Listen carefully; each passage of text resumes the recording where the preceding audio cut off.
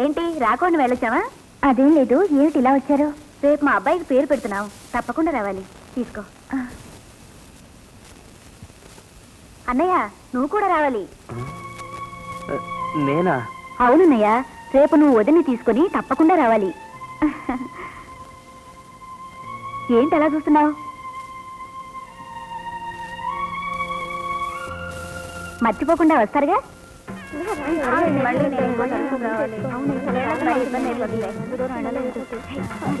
వయ్యారి రంగి ఒగల మారి బొంగి ఊగిందే నీ నడుము పారెక్కితే కానీ ఊరు దరిద్రం వదలరా.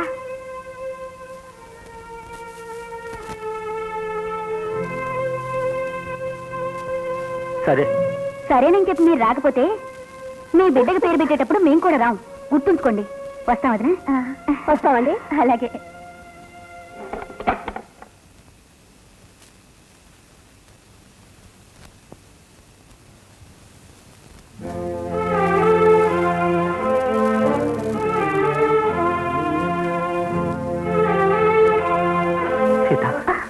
అయ్యో ఏమిటిది? ఎందుకు ఆ కన్నీళ్ళు? ఏం లేదు సీత, ఇప్పుడు వచ్చిపోయిన అమ్మాయిలు ఒకనాడు నన్ను నిన్ను కాట్లో పెట్టా నీ జిమ్మడిపోను, నువ్వు పాడెక్కని నోటికొచ్చినట్టు నన్ను తిట్టారు. అంత అసభ్యంగా నేను ప్రవర్తించాను. అలా తిట్టిన వీళ్లే ఈరోజు నన్ను మనిషిగా గుర్తించి గౌరవిస్తున్నారు. పశువులా బతికిన నన్ను మనిషిగా మార్చిన దేవతవు నువ్వు. నీ బతుకు నేను నాశనం చేసిన, నా బతుకులో బంగారం పండించావు.